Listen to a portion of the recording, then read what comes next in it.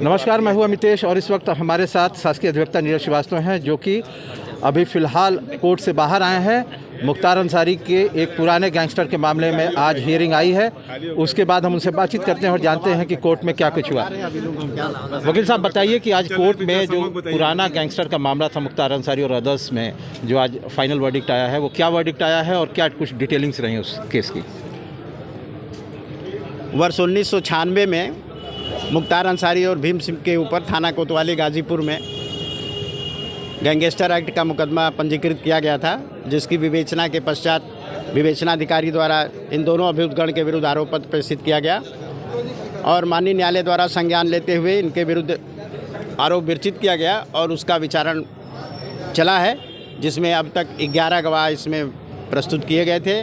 उनके अभियोजन साक्ष्य को माननीय न्यायालय द्वारा विश्वसनीय मानते हुए अभियुक्तगण को दोषी सिद्ध घोषित किया है और 10-10 वर्ष की सश्रम कारावास और 5-5 लाख रुपए के अर्थदंड से दंडित किया है। वकील साहब, जब अभी आप साउंड बाइट दे रहे थे तो आपने इस बात की भी चर्चा की कि मुख्तार अंसारी के फैमिली बैकग्राउंड की भी बात कोर्ट में आई। क्या किस संदर्भ में फैमिली बैकग्राउंड की बात आई और क्या कुछ न्यायालय में उसके ऊपर चर्चा हुई?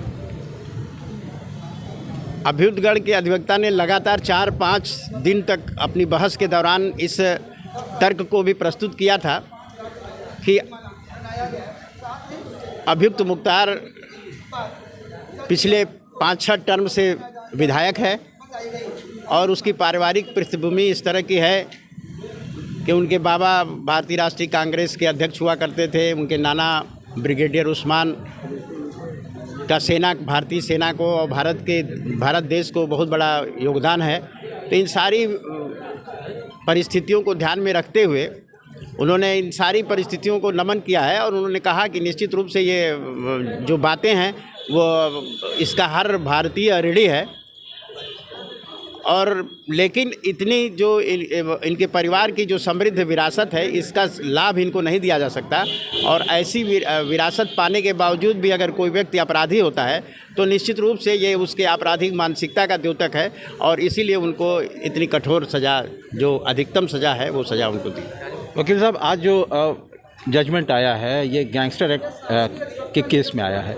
कई मुकदमों को क्लब करके हियरिंग चल रही थी। वो कौन कौन से मुकदमे थे और उन केसों को क्लब करके हियरिंग करने का क्या ऑब्जेक्टिव था?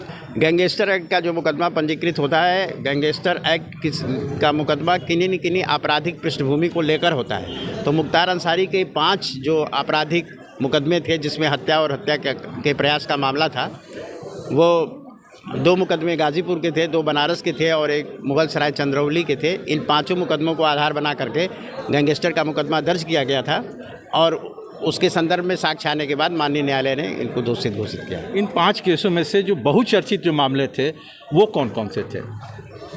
सारे मामले इसमें बहुचर्चित मामले ही थे। गाजीपुर में एडिशनल एसपी के ऊपर जानलेवा हमला करना, बनारस में चंदौली में मुठभेड़ करके पुलिस के एक कांस्टेबल को मार देना, बनारस में ही अवधेश राय की हत्या करना, इस तरह के जो भी मामले थे, सारे मामले इनके जो है गंभीर प्रकृति के थे और चर्चित मामले थे। बातचीत के लिए बहुत बहुत धन्यवाद। जी, धन्यवाद। वकील साहब